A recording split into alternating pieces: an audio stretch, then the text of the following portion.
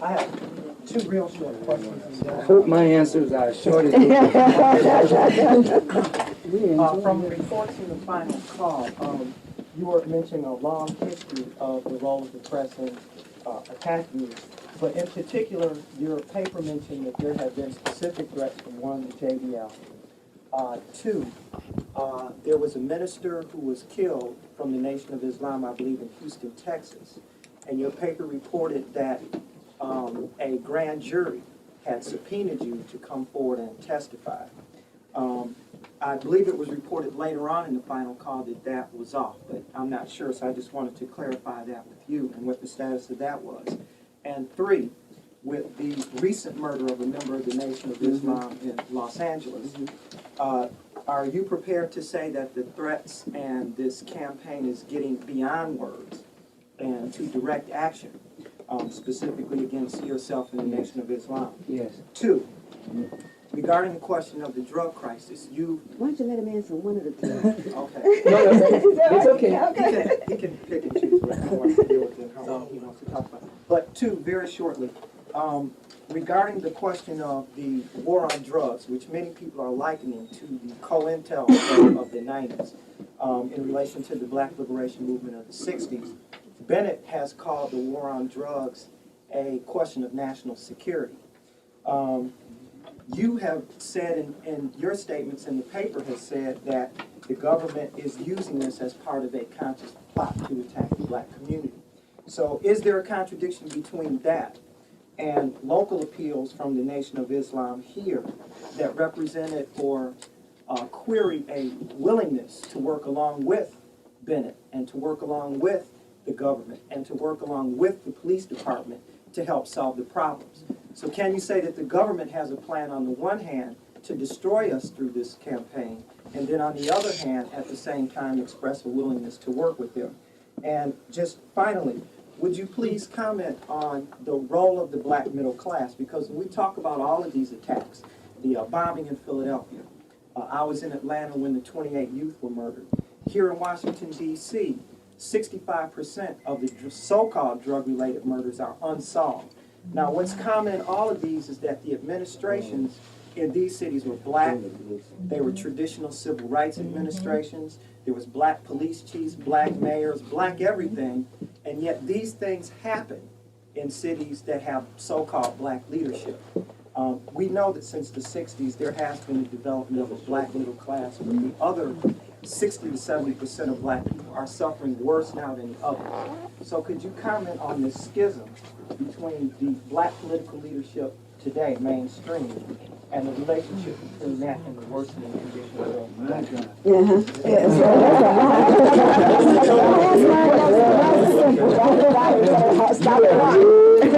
Giving me a tall order to fill, but I'll try to answer it very, very, very succinctly.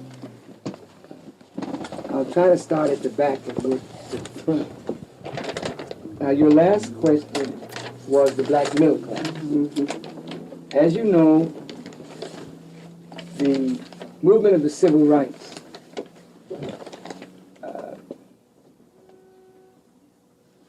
the movement of the civil rights movement, pardon me, mainly young people,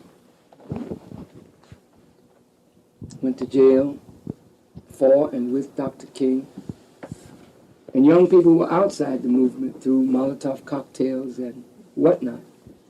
And when it became unsafe for white folk to come into the ghetto to find out what was going on, that's when they came to the Afro-American, the Pittsburgh Courier, black radio stations, and got people off of these newspapers to come into the establishment media. Now, as civil rights became a reality with the passing of the Public Accommodations Bill and the Voting Rights Bill 64 and 65, and housing some years later, blacks became so happy that at last we had reached the promised land of integration. We didn't realize that there was a plan, as there always is a plan, to create a middle class They already had a middle class, but to expand that middle class as a buffer between white people and the angry masses whose condition would steadily get worse. And it was like the poverty program of Mr. Johnson, when he put black people in cities to administrate government money, knowing that he never intended to put enough government money there to do the job that was intended, then the people ultimately turned on these representatives of a program that was never designed to work anyway. So the masses of black people are turning on the black middle class as though the black middle class is responsible for the black condition, when the black middle class is as much a victim as the black poor. Now, let's go to the politics of it. You get black mayors, black police chiefs. I happen to believe that when Maynard Jackson was mayor in Atlanta and Reginald Eves was on the police force, there were significant changes. Lee Brown was there then too, I think. That's right. There were significant changes in the Atlanta Police Department. And of course, big money started coming to Atlanta. But it never trickled down to black folk. Every black mayor over a white reality is just that. A black mayor trying to manage white folks' store. Says you don't own nothing. And they're not running your thing, they're running white folks' thing. Excuse me for using that slang. And white folks are not voting for you to run their store unless they feel fairly safe that you're going to run it according to them. Now in Washington, it's a different situation. And in those predominantly black cities, it's a different situation. But the mayor here, the mayor in Cleveland, the mayor in Los Angeles, the mayor in Philadelphia, look at the kind of power that they had.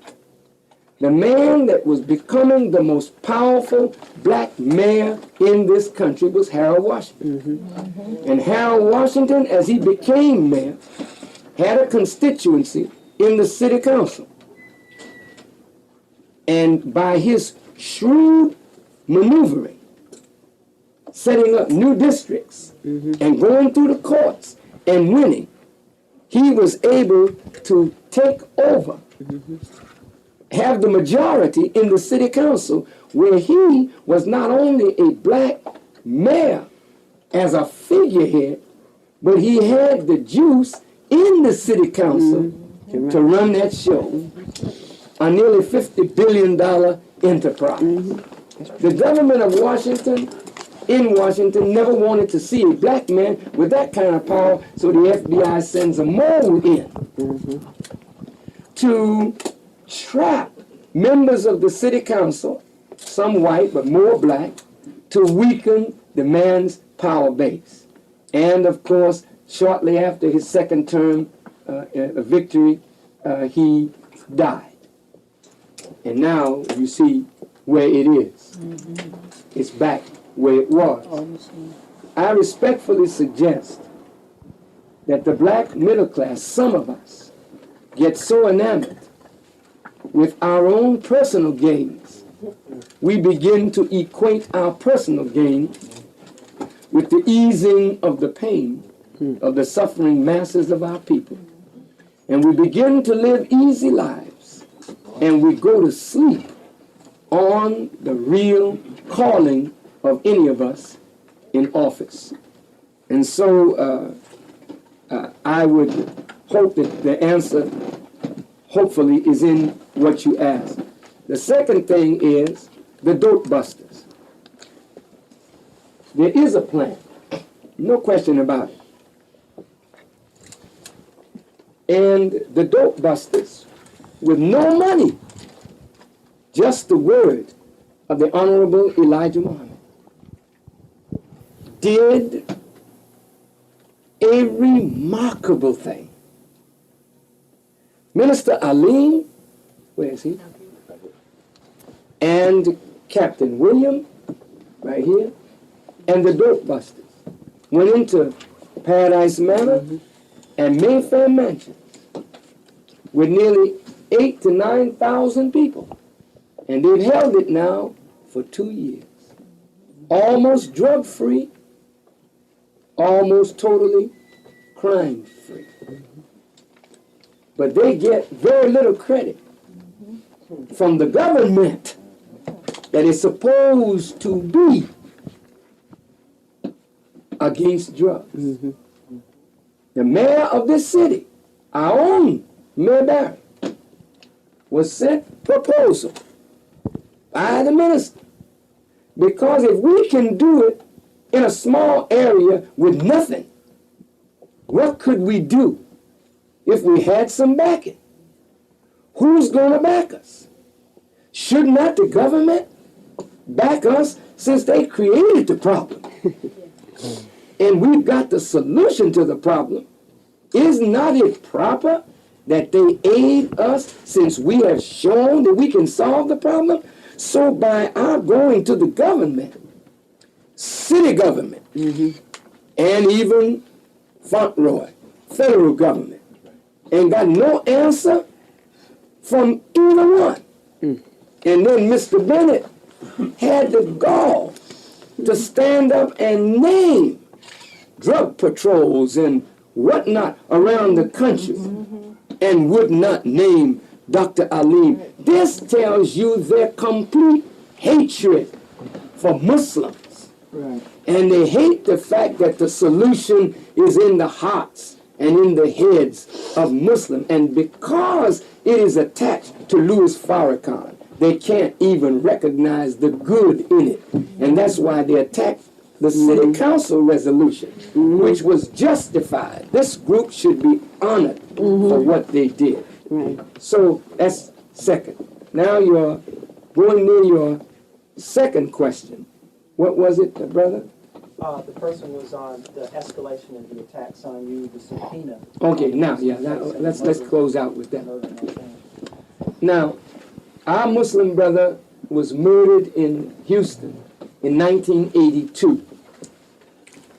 And we sent 2 of our brothers down to see what the facts were in that investigation. We appealed to the police. They said they didn't have any money to investigate. Our brother was killed in a way where he was beheaded, his hands cut off, and he was found, his body, in a bag. It could have been from the KKK, because before he came back to the nation, we heard that he was sweethearting with the Caucasian, and it could have been from the inside.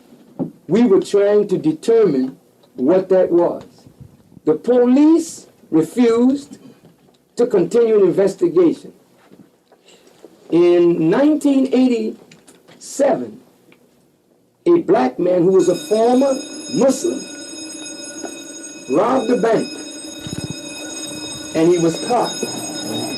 And the FBI tried to get him to say that, which would reopen the case. And that's what precipitated the grand jury investigation. I'm going back to Mickey Leland. And this investigation is taking place in Houston.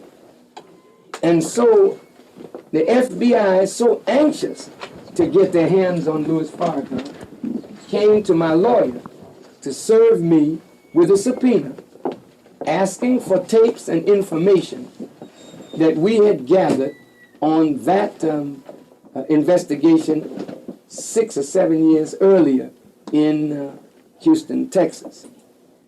I know that grand jury, you know what grand juries are.